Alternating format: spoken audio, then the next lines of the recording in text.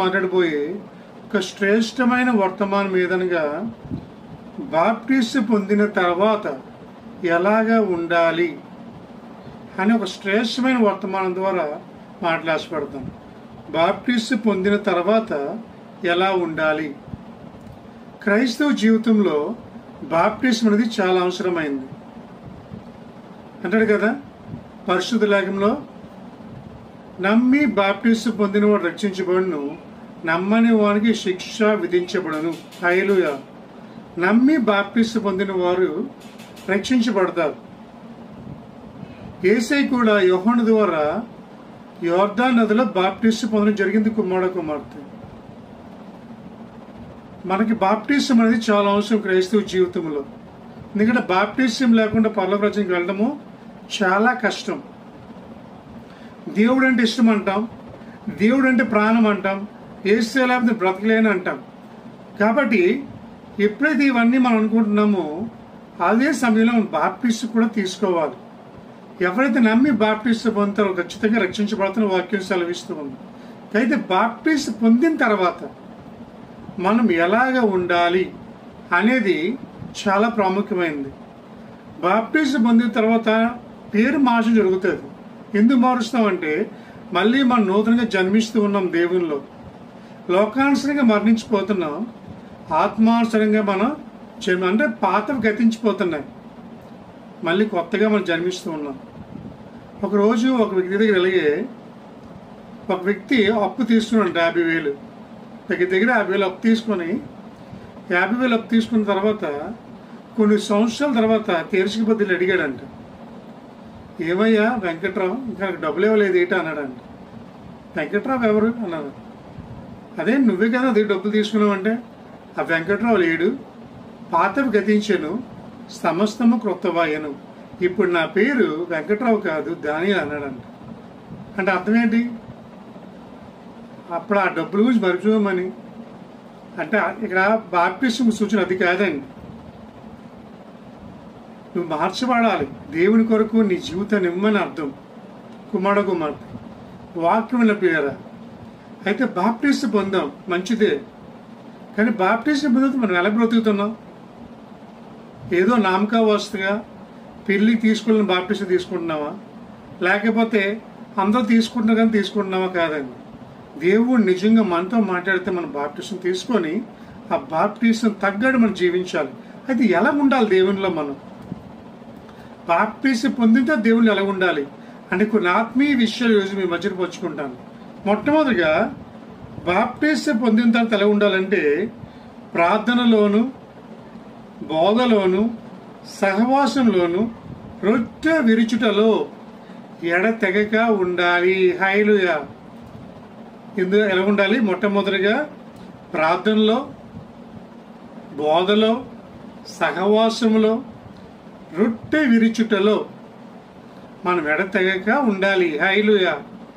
పరిశుద్ధ లేఖనం చూస్తే అపోస్తల కార్యములు 2:42 చూస్తే అపోస్తల కార్యములు 2:42 మీరు అపోస్తల బోధ యందును, సహవాసమందును, రొట్టె విరుచుట యందును, ప్రార్థన చేయుట యందును ఎడతెగక ఉండిరి. హల్లెలూయా.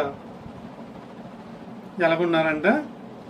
వీరు అపోస్తల బోధ యందును, సహవాసమునందును, రొట్టె విరుచుట యందును, ప్రార్థన చేయుట యందును ఎడతెగక ఉండిరి. హల్లెలూయా.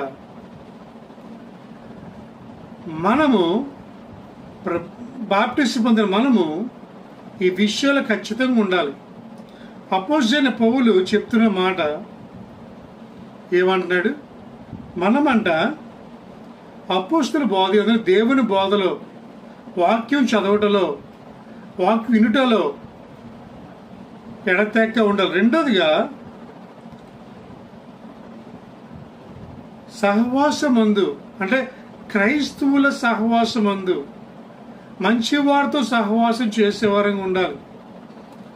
దేవుని నమ్ముకున్న వారము దుష్టుల మధ్య ఉండకూడదు, అపహాసుల మధ్య ఉండకూడదు, అలాగే పాపము చేసేవారి మధ్య ఉండకూడదు. ఉండకుండా దేవుని వాళ్ళ మధ్య మన సహవాసం కలిగి ఉండాలి. క్రైస్తవులు ఈ దగ్గర మనం మంచి సహవాసం, ఎందుకంటే ఫ్రెండ్స్ని చూసి మన క్యారెక్టర్ని చెప్పగలరంట. మనం అనుకోవచ్చు నేను అలాంటి కాదండి అనొచ్చు, కానీ ఎప్పుడైతే చెడ్డవారితో సహవాసం చేస్తావో నిన్ను కూడా గుంపులో కలిపేస్తారంట. కుమార్తె క్రైస్తవులుగా జీవిస్తున్న మనము మంచి సహవాసం, మంచి ఫ్రెండ్షిప్ కలిగి ఉండాలి. A friend indeed is a friend in need అన్నాడు. కష్టకాలం ముందు అనుకునేవాడు నిజమైన స్నేహితుడు. సామెత 17 చూడగలం. ఆడు దుర్భాషలు నీకు సహాయంగా ఉంటాడంట, నీకు సహాయం చేసేవాడుగా ఉంటాడు. అటువంటి మంచి సహవాసాన్ని కలిగి ఉండాలి. నీ ఫ్రెండ్స్ మంచోళ్ళైతే నువ్వు మంచోడు అవుతావు, నీ ఫ్రెండ్స్ చెడ్డోడు అయితే నువ్వు చెడ్డోడు అవుతావు. దేవునితో సహవాసం కలిగి ఉండు, అప్పుడు దేవుని లక్షణాలు నీకు వస్తాయి. అందుకని కదా ఒక వ్యక్తితో మనం ఎక్కువ సహవాసం చేస్తాంట వారు వీరు వారు అయిపోతారంట ఆటోమేటిక్గా. అది ఇక్కడ వాక్యం చెప్తుంది. కుమారుడు మన దేవుని బోధలో దేవుని సహవాసం అందు నిరంతరము నిలకడగా ఉండాలని దేవుని వాక్యం సెలవిస్తూ ఉంది. దేవుళ్ళు ఎదిగే వారంగా, దేవుళ్ళు నడిచే వారంగా మనం ఉంటే మనం బహుగా ఆశీర్వదించబడతాం, బహుగా దీవించబడతాం. కుమార్తె ఈ ఉదయ ఆలస్యంలో వాక్యం విన్న పిల్లరా, పరిశుద్ధాత్మ దేవుడు నీతో మాట్లాడుతూ ఉన్నాడు. ఆ గొప్ప దేవుడు నీతో మాట్లాడుతూ ఉన్నాడు. అలాగే రొట్టె విరుచుట యందు అంటే బల్లారాధనలో నిత్యమును పాల్గొవాలి. బాప్టిజం పొందినవాడు ఖచ్చితంగా రొట్టె విరుచుటలో మనం ఉండాలి. ఎందుకంటే రొట్టె దేవుని శరీరానికి సదృశ్యంగా ఉంది, ద్రాక్షారసము దేవుని రక్తానికి సదృశ్యంగా ఉంది. కాబట్టి అంటాడు కదా, ఆయన వచ్చే వరకు మనం జ్ఞాపం చేసుకోవాలి దీన్ని. 1 కొరింథీయులకు రాసిన పత్రిక 11:23 ఉంటుంది. ఇది నా శరీరం అని గ్రహించి అది మనం తీసుకోవాలంట. దేవుని శరీరం గ్రహించి తీసుకోవాలి, అది దేవుని రక్తం అని తీసుకోవాలంట. ఎందుకంటే దాన్ని ఎప్పుడు అయోగ్యంగా తీసుకోకూడదంట, చాలా పరిశుద్ధంగా రొట్టె విరుచుటలో పాల్గొవాలి. కాబట్టి బాప్టిజం పొందిన వారు రొట్టె విరుచుటలో నిరంతరము మంచి అందులో ఉండేవారుగా మనం ఉండాలి, అందులో నడిచేవారంగా ఉండాలి. కుమార్తె రొట్టె విరుచుటలో మనం ఎడతెగక ఉండాలి. కాబట్టి బాప్టిజం తీసుకున్న వారు మొట్టమొదటి ఎలా ఉండాలి? అపోస్తల బోధ యందును, అదే రెండో విధంగా అపోస్తల బోధ యందు ఉండాలి. రెండోదిగా సహవాసములో, మూడోదిగా రొట్టె విరుచుటలో. ఈ 3 విషయాల్లో మనం ఎడతెగక ఉండాలి. ప్రార్థన విషయంలో నిలకడగా ఉండాలి. ఇప్పుడు కూడా మనం ప్రార్థన చేసేవారు ఉండాలి దేవునికి. ఇప్పుడు ఎలా ఉండాలి? ప్రార్థన చేసేవారుగా, నిరంతరము దేవునికి మొరపెట్టేవారుగా ఉండాలి. అంటాడు కదా, ఎల్లప్పుడూ యేసు ప్రార్థన చేయాలంట. మనం విసుగుగా ప్రార్థన చేయాలంట. మన శోధనలో ప్రవేశించుకున్నట్లు మెలకువగుండి ప్రార్థన చేయాలి. శిష్యులు తండ్రి కదా దేవుడు. మత్తయి సువార్త 26:41 అనుకుంటున్నాను, 42 ఉండదు అనుకుంటున్నాను. అంటాడు కదా, మీరు శోధనలో ప్రవేశించుకున్నట్లు మీరు మెలకువగుండి ప్రార్థన చేయండి.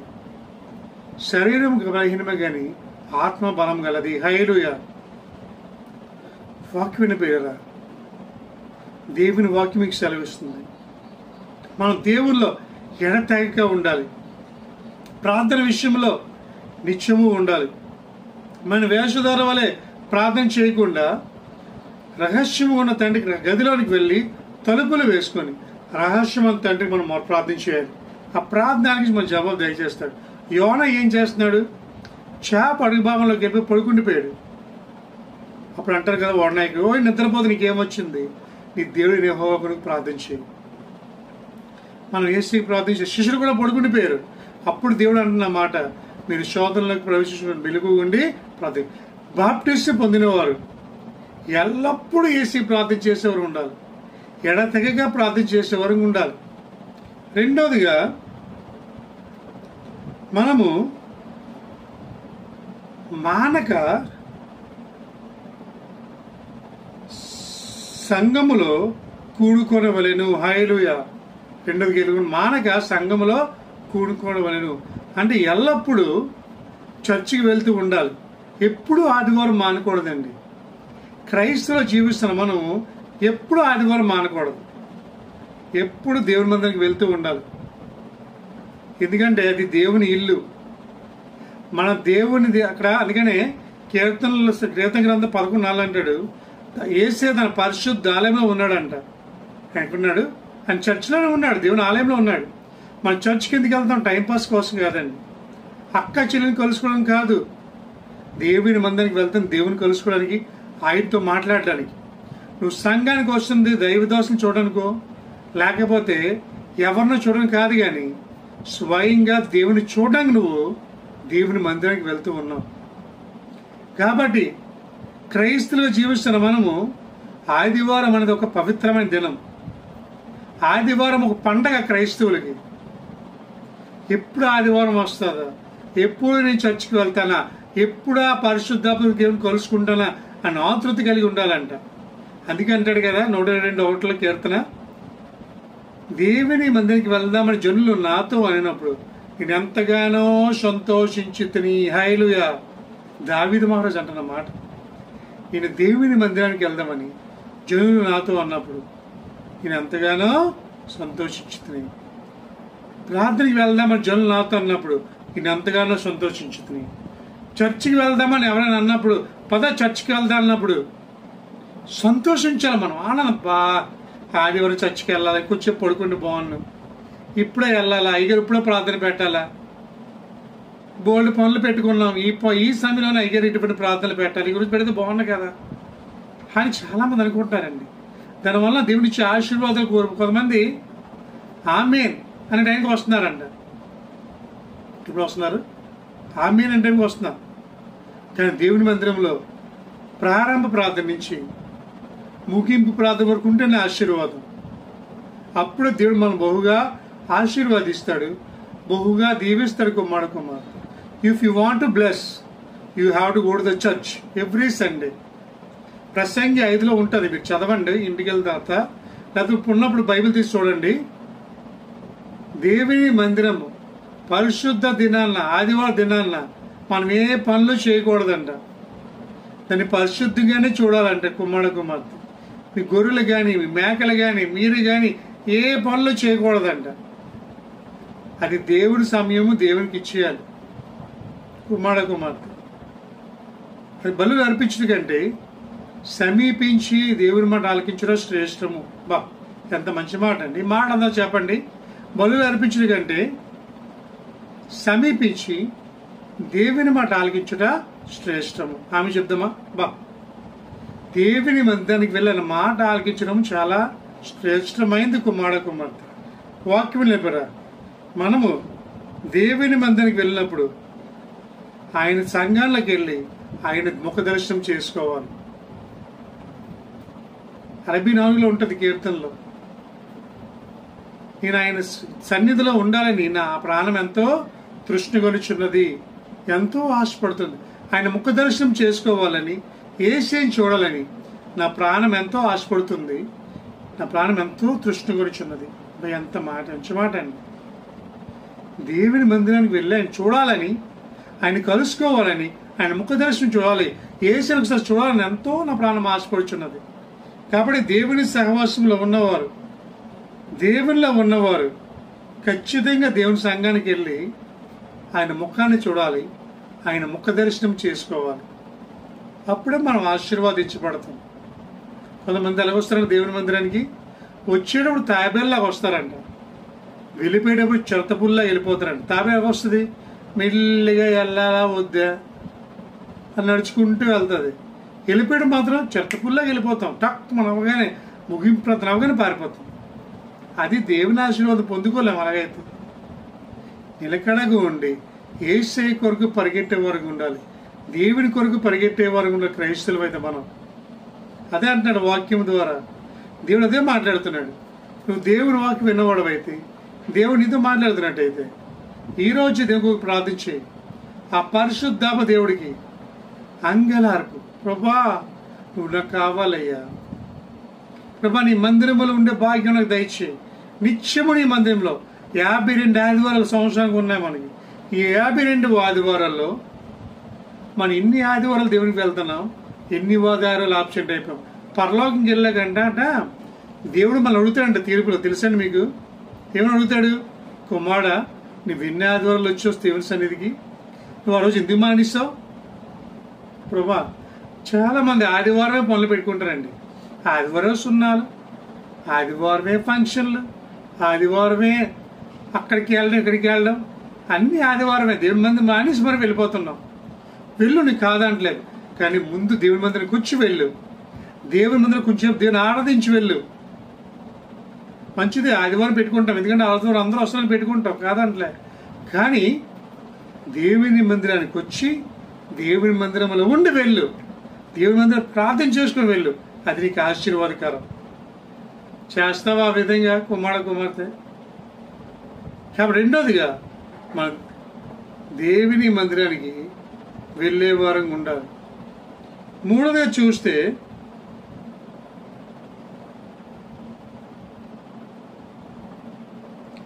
దేవుని బాప్టిజం పొందిన వారు మనము నవీన స్వభావాన్ని ధరించుకొనవలెను. హల్లెలూయా.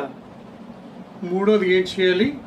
మనము నవీన స్వభావాన్ని ధరించాలంటే నూతన హృదయాన్ని ధరించుకోవాలి, నూతన మనసును ధరించుకోవాలి. మారిన తర్వాత నూతన మనసు మన జీవితంలోకి రావాలి కుమారు. అప్పుడే మనం ఆశీర్వాదించబడతాం అని చెప్తే ఒకసారి. అందుకని పరిశుద్ధ లేఖనంలో ఎఫెసీయులకు రాసిన పత్రిక 4వ అధ్యాయం 24 వచ్చి చూస్తే, ఎఫెసీయులకు రాసిన పత్రిక 4:24 నీతియు యథార్థమైన భక్తి గలవారై దేవుని పోలికగా సృష్టించబడిన నూతన స్వభావం అంటే నవీన పురుషుడు ధరించుకొనవలెను. హల్లెలూయా. ఏమన్నాడు? ఈ మాట చెప్పండి. నీతియు యథార్థమైన భక్తి గలవారమై దేవుని పోలికగా సృష్టించబడిన నవీన స్వభావమును ధరించుకొనవలెను. హల్లెలూయా. మనం ఏం ధరించుకోవాలి? నవీన స్వభావం, నూతన మనసు, నూతన హృదయం.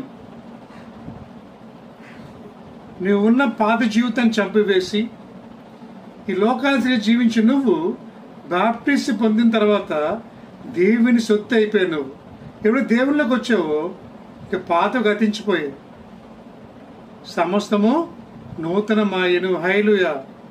సమస్తం ఏమయ్యే? నూతనం అయిపోయి. ఇంకా పాత వ్యక్తి లేడే, ఇంకా పాత వ్యక్తి చనిపోయాడు. పాత వ్యక్తి ఏమైపోయాడు? చనిపోయాడు. ఇప్పుడు నూతన అంటే నీ పేరు మార్చబడినట్టు నీ స్వభావం కూడా మారిపోవాలి. పాత రోజు నువ్వు సినిమాలు చూస్తుండొచ్చు, పాత రోజు నువ్వు సీరియల్ చూస్తుండొచ్చు, పాత రోజు లోకాల్సి జీవించి ఉండొచ్చు, పాత రోజుల్లో నువ్వు బూతులు మారాడు ఉండొచ్చు, పాత కాలంలో నువ్వు లోకాల్సి జీవించి ఉండొచ్చు, లోకాన్ని ప్రేమించి ఉండొచ్చు. దేవునిలోకి వచ్చిన తర్వాత నువ్వు చూడవలసింది దేవుని వాక్యాలు, వినవలసింది దేవుని పాటలు, పాడవలసింది దేవుని పాటలు. కానీ నీ నోట్లో బూతులు రాకూడదు. ఓ దేవుని వాక్యాలే రావాలి, శుభవచనాలే రావాలి. అంటే మొత్తం పాత గతించిపోవాలి. నూతన మనసు, నూతన హృదయము. ఆ రాతి గుండెని తీసి నీకు దేవుడు మాంసం గుండె ఇచ్చును గాక. ఆమె చెప్దాం. కుమారుడు వాక్మిలరా, నువ్వు బాప్టిజం పొందిన వాడు అయితే నవీన స్వభావం కలిగి ఉన్నావు. అందుకే చూడండి, రోమికి రాసిన పత్రిక 13:14 చూస్తే, రోమికి రాసిన పత్రిక 13:14 మెట్టుకు ప్రభు అయిన యేసుక్రీస్తును ధరించుకుని వారై శరీరాలను నెరవేర్చుటకును శరీరము విషయమై ఆలోచన చేసుకునకూడి. హల్లెలూయా. ఏ ఆలోచన చేయకూడదు? శరీరాలను నెరవేర్చుటకును శరీరము విషయమై ఆలోచన చేసుకోకూడదంట. ఇంకా శరీరాలు కాదు, శరీరంతో దేవుని ఆనందపరిచే వరకు ఉండాలి, శరీరంతో దేవుని గణపరిచే వరకు ఉండాలి. అంటే క్రీస్తుని పోలి మనం నడుచుకోవాలి, క్రీస్తుని మనం ధరించుకోవాలి. మాట్లాడితే క్రీస్తు కనిపించాలి, పాడితే క్రీస్తు అన్ని క్రీస్తు కనిపించాలి. ఈ లోకం మనకు కనిపించకూడదు ఇంకా మనలో. అటువంటి నవీన స్వభావం నువ్వు ధరించుకొని యేసయ్యకు నీ జీవితాన్ని సమర్పించుకోవాలి. అప్పుడే దేవుడు నిన్ను బహుగా దీవిస్తాడు. కుమార్ వాక్యం వినరా, నీ జీవితం మారాలి. దేవునిలోకి వచ్చిన తర్వాత మొత్తం మారిపోవాలి. పాతవి గతించాను, సమస్తము నూతనమాయను. హల్లెలూయా. పాతవి గతించిపోయి ఇక వాటిని పట్టించుకో, వాటికి నీకు సంబంధం లేదు. ఇంకా ఇప్పుడు నువ్వెవరు? కొత్త మనిషివి, మళ్ళీ పుట్టావు, నూతనంగా జన్మించావు. కుమార్తె ఈ లోకానుసారి అంటే ఎవరైతే క్రీస్తులో జన్మిస్తారో వాళ్ళు పైన వాడిని వెతుకుతారు తప్ప కిందున్న వాడిని వెతుకుతారు. కొలసీల రాసిన 3:1 చూడగలం. మన క్రీస్తుతో పాటు మృతుల నుంచి లేపబడిన వారం అయితే పైన వాడిని వెతుకుతాం కానీ కిందున్న వాడిని వెతకం. కుమార్తె మనం రక్షించబడాం, బాప్టిస్ట్ పొందాం, దేవుళ్ళు ఎదుగుతున్నామంటే క్రీస్తు బోధలో వెదగాలి, క్రీస్తుని పోలి నడుచుకోవాలి. నవీన స్వభావం మన జీవితంలో ఉండాలి. ఎవరికైతే నవీన స్వభావం ఉండదో వారు ఆశీర్వదించబడతారు, దీవించబడతారు, అభివృద్ధి చెందుతారు. చెప్తాం ఒకసారి. ప్రియమైన వాళ్ళారా, వాక్యమైన సోదరి, నువ్వు బాప్టిస్ట్ పొంది కూడా లోకానుసారం జీవిస్తే దానికి అర్థం లేదు. నువ్వు బాప్టిస్ట్ పొంది ఈ లోకానుసారంగా బ్రతికితే దానికి అర్థం లేదు. కుమార్తె ఒక్కసారి బాప్టిస్ట్ పొందితే బ్రతుకుడే క్రీస్తే, చావుత లాభమే, అన్నీ వాడిగానే జీవించాలి తప్ప ఈ లోకానుసారంగా నువ్వు జీవించకూడదు. అలా జీవించావా నీ బ్రతుకి అర్థమో లేదు, నీ జీవితానికి అర్థం లేదు. గమనించి ఒకసారి నీ ఆత్మీయంగా నీవు ఈరోజు ఎలాగున్నావు, ఆత్మహత్య బ్రతుకుతున్నావు అని ఒకసారి ఆలోచించు. కుమార్తె వాక్యం పిల్లరా, మంచి మనసు, నవీన స్వభావం ధరించుకో, దేవుని నీ జీవితాన్ని సమర్పించుకో. ఇది అనుకూలమైన సమయం, ఇదే రక్షణ దినం. దుర్దినం రాకముందే, వాన వచ్చి వెలిసిపోకముందే, సూర్యచంద్ర నక్షత్రం కమ్మకముందే నీ బాల్య దినములందే ఈ సృష్టికర్త స్మరణం తెచ్చుకో. అప్పుడే నువ్వు పరలోకానికి వెళ్ళగలవు. ఎందుకు నువ్వు బాప్టిస్ట్ పొందలేదా? బాప్టిస్ట్ పొందు. ఆలస్యం చేయకు మిత్రమా, సమయం లేదు ఇంకా. ఇది అనుకూలమైన సమయం, ఇది రక్షణ దినము. బాప్టిస్ట్ పొందావు, దేవుల్లో ఎదగాలి. ఇంక నువ్వు అంటున్నాడు కదా, ఇందులో ఉండాలంట అపోస్తుల బోధ యందును, సహవాసం నందును, రొట్టె విరుచుటి యందును, ప్రార్థనలో ఎడతెక్క ఉండాలి. నువ్వు సంఘంలో సహవాసం కలిగి ఉండాలి, నవీన స్వభావం ధరించుకోవాలి. అప్పుడే నువ్వు పరలోకానికి వెళ్తావు. దేవుడు ఒకవేళ రాకడ ఆలస్యమయ్యి నువ్వు అప్పుడు బ్రతికుంటే ఆ రాకడ సమయంలో నువ్వు వెత్తబడేవుగా ఉండాలి. ఆయన తీసుకెళ్లేవాడు ఉండాలి పరలోకానికి. అలాగే వెళ్ళాలంటే ఆయన వచ్చే వరకు నువ్వు నమ్మకంగా జీవించు.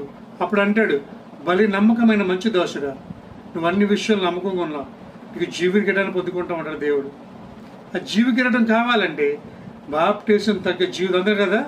యోహాను మత్తయి 3 అంటాడు మంచి మాట. ఏమంటాడు? సర్ప సంతానమా, రాబోయే ఉగ్రత తప్పించేవాడెవరు? మారు మనసు తగిన ఫలములు మీరు ఫలించండి. హల్లెలూయా. యోహాను అరణ్యంలో కేక వేస్తున్నాడు. కాబట్టి బాప్టిస్ట్ పొందావు, దాన్ని తగ్గట్టు జీవించు, నువ్వు ఆశీర్వదించబడతావు. ఈరోజు ఈ వాక్యం నీకు ఫలించినట్టయితే, ఈ వాక్యంతో దేవునితో మాట్లాడేటైతే మోకరించిన కొరకు ప్రత్యేకంగా ప్రార్థన చేస్తాను. ఇది అనుకూలమైన సమయం అన్నట్టయితే, దేవుడు నీతో మాట్లాడినట్టయితే ప్రార్థించు, నాతో కూడా ప్రార్థనలు ఏకీపించు. నీ కొరకు ఈరోజు ప్రత్యేకంగా ప్రార్థన చేయబోతున్నాం. ప్రార్థించేద్దాం. పరిశుద్ధులు పరిశుద్ధులు పరిశుద్ధులు అని దూతలతో భక్తులతో కొనియాడబడుచున్న యేసయ్య నీకు వందనాలు తండ్రి. ప్రభా, ఈరోజు వాక్యం ద్వారా మాట్లాడి ఉన్నావు, నిజమే తండ్రి. ప్రభా, బాప్టిస్ట్ పొందడం కాదు కానీ ఆ బాప్టిస్ట్ పొందిన తర్వాత ప్రభా ఎలాగ ఎదగాలో చూసి మాట్లాడి ఉన్నావు నాయన. నిజమే ప్రభా, బాప్టిస్ట్ పొందిన తర్వాత ప్రభా అపొస్తలుల బోధ యందు ప్రభా సహవాసం ముందు, రొట్టె విరుచుటలో, ప్రార్థనలో ప్రభా ఎదగాలి ప్రభా, సంఘంలో ఎదగాలి అయ్యా ప్రభా. అదేవిధంగా ప్రభా నవీన స్వభావం ధరించుకొని ఎదగాలి తండ్రి. అటువంటి మంచి మనసు మా సంఘానికి ఈ వాక్యం బిడ్డలు దయచేయనైనా ప్రభా. ఈ వాక్యం ద్వారా ప్రతి క్రైస్తవుడు ప్రభా చనిపోయే వరకు నీకు జీవించబడిగా చేయండి అయినా. బాప్టిస్ట్ తగిన ఫలాలు ప్రభా ఫలించుకుని ప్రభా దయచేయండి ప్రభా. రాకడ ఆలస్యం అయితే ఎత్తబడేవాడిగా ప్రభా ఆ బిడ్డలు ఉంచండి నాయన ప్రభా. ఎంతమంది వాక్యం విన్నారో ఈ వాక్యాన్ని ఫలింప చేయండి, 30 దంతులుగా 60 నిరంతరంగా ఫలింప చేయండి ప్రభా. ప్రభా ఈ వాక్యం ద్వారా అనేకమైన మేలు ప్రభు కుటుంబాలు దయచేయండి ప్రభా ఈ విన్న ఒక విని విడిచిపెట్టకుండా వారితో భద్రపరచమని ఆశీర్వాదించమని ఫలింప చేయమని మీరే ప్రభు వాక్యం నీరు కట్టమని ఈ చిన్న ప్రార్థన యేసు సమర్పించుకుంటూ యేసు వచ్చున్నాం తండ్రి ఆమేన్. యేసు రక్తమేజ్యం శివరక్తమేజ్యం యేసు సంపూర్ణ విజయం గాక అపవాదికులకు నాశనాంతరం కలుగును గాక. ఆమేన్ ఆమేన్ ఆమేన్. మన ప్రేమ కుమారుని కృప పరిశుద్ధాత్మ సహవాసం కూడిన మనకు మన కుటుంబాలకు ఆయన రాకడ పర్యంతరము తన ప్రకాశమైన వెలుగు మన కుటుంబాల మీద అధికంగా యేసయ్య ప్రకాశింపచేయునుగాక. ఆమేన్ ఆమేన్ ఆమేన్.